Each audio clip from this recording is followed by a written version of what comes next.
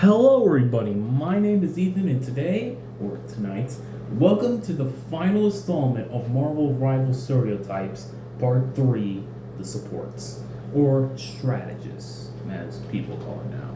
Now, the supports are probably the most controversial part of Marvel Rivals. Y'all remember the supporter strike and how big that was?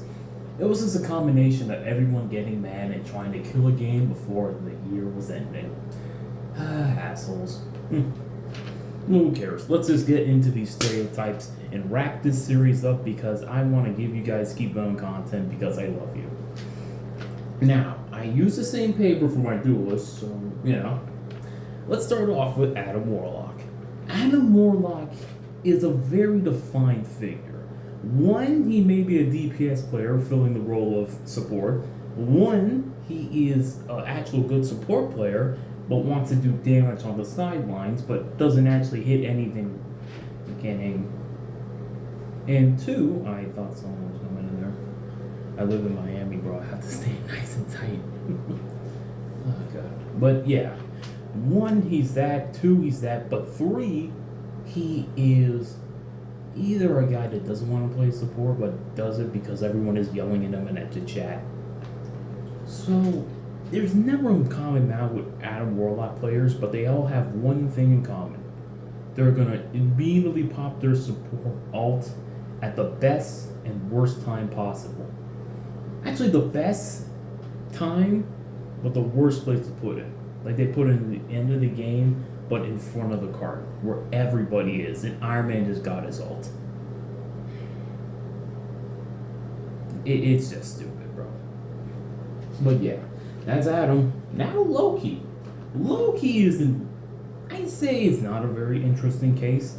Loki players are the wizard lizards of Marvel Rivals. You never know what they're gonna do.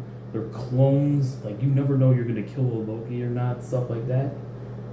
Loki's barely heal as much as you think they do.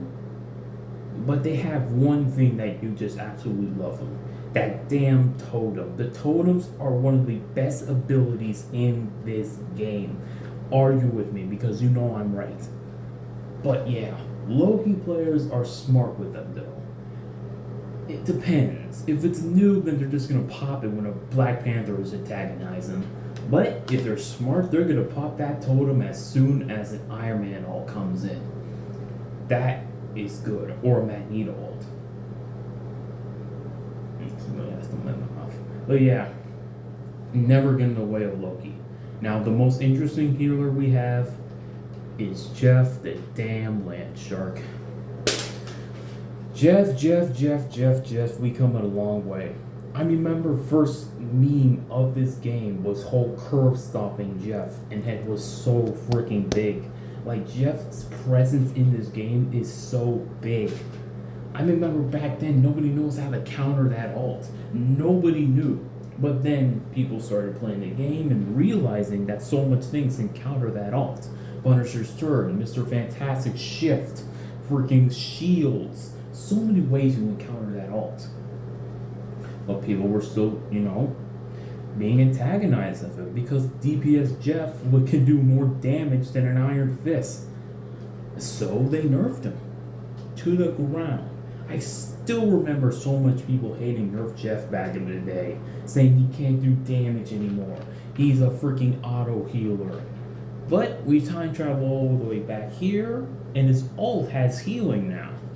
And yeah, Jeff is in a very computer place, like its players. They're still suffering the fallout of Season 0, which most of them are trolls and won't really heal their team as much. They just wait until the ult pops and goes num num num, but you can't do that anymore because you only have 3 aqua bursts.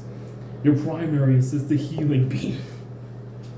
But yeah, Jeff players are saddened by this because they're not really able to do anything to just be a pocket butt healer. If either that or just a guy filling in with healer. There was no in between.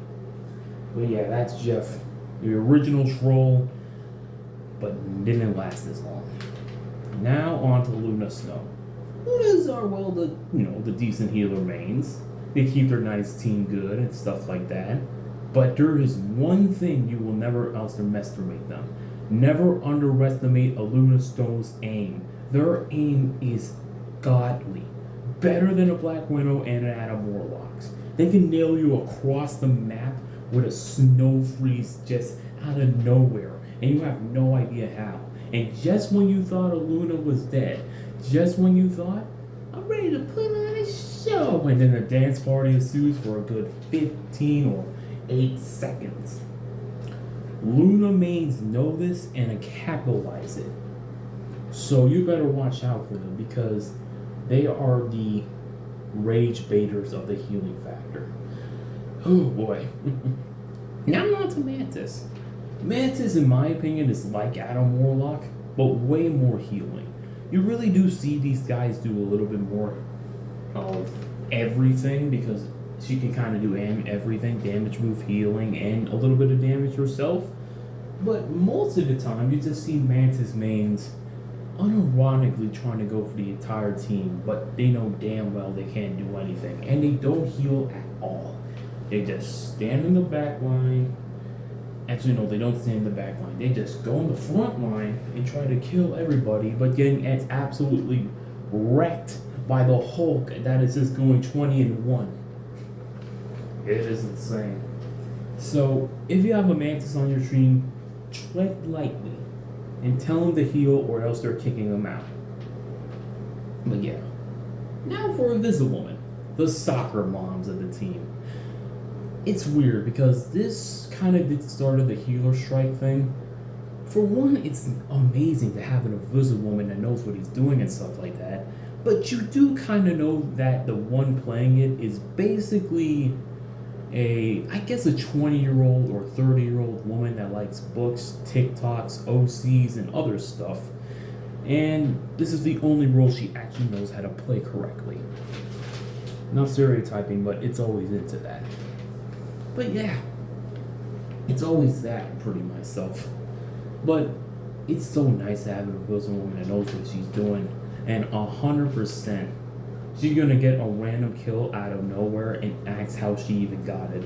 Because, oh, surprise, surprise, the freaking Spider-Man that's going 0 and 20 died the second time to an Invisiwoman's primary attack. Yeah, that's insane. But that's a Invisiwoman. Now to a least interesting one, Cloak and Dagger. Literally everybody. Cloak and Dagger can be literally everybody. Because it's the one healer everybody has a Lord Icondo. If you have a Lord Cloak and Dagger, you are not special. You are basically that scene in Toy Story 2 where all the Buzz Lightyears are standing with each other. You are not special. But she's a good healer. But there is one thing everybody has in common when playing Cloak and Dagger. Magneto fear. When you see a Magneto ult, tread lightly because you're gonna get freaking sniped out of the air, LeBron James slam dunked on your ass, and then you're screwed. Because you just messed up your entire ult, your entire team push, and then you lost. So yeah, you better watch out for the Magnetos, but that's Cloak and Dagger, basically everyone. Now, on to Rocket. Now, you could say Rocket is everybody, though. But back in the day, now I have a Lord Rocket and a Lord Loki. I forgot to tell you guys, yeah. Loki is a little bit more fun to play, but at the exact same time hard. Because you're bobbing and weaving at him. Same with Rocket, you're bobbing and weaving. But back in the day where I Lord Rocket, he didn't have the armor boosting that he had today. It was just the damage boost. And most people saw that as a troll. But you can't deny one thing. Rocket can be just as easy as Cloak and Dagger, but with one simple factor. Rocket is 10 times better than Cloak because this man can probably do everything that he cannot. Rocket has damage boosting, armor freaking healing, a freaking revive center, insane mobility, and 2 team-ups with Roots and Penny Parker that even makes it better. Rocket is one of the best healers in the game, and there's a reason. Because he's just a man of many myths and tricks. They know this. And Rocket players come to people that just play hero to fill in, or they absolutely know what they were doing, and they will probably get more kills than they get more assists. But yeah. Now on to Ultron. Oh boy, Ultron. You could say he's the worst character in the game, but I'm captain with him, so you can't really judge me. But yeah, Ultron's have the worst healing in the dang game. If we were just take out Iron Man's thing and made it his secondary, that would be a little bit better. But I guess that's what they were doing. Ultron was meant to be like a higher damage added warlock. But I know one thing and one thing only. A Lord Ultron is painful. It's a very painful journey to get a Lord Ultron, and you know it's right. With the healing and the damage boosting and you're slow in air, you can't really do that much. Like I said, or I saw an argument on like Reddit or something that says he's a balanced character in a broken game. That is so right.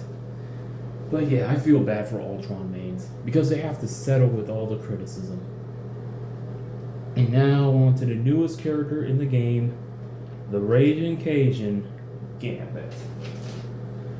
Gambit is one of the most funnest characters I ever played in this game because like a lot of the healers, he can do everything. Damage by himself, freaking anti-heal, which they added in the game. Freaking, he can cleanse people and get them out of Groot ults and Angela ults.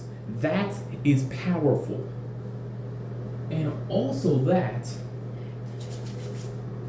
this man is just awesome.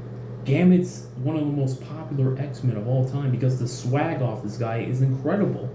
He has great damage, he has great healing when done right, and yeah, he is hard to play, but when you get the hang of him, he is fun. He's the perfect healer to go with like a Daredevil or like a Panther. Just perfect. But yeah, that's Gambit. He's just a perfect fun healer. And that's the series.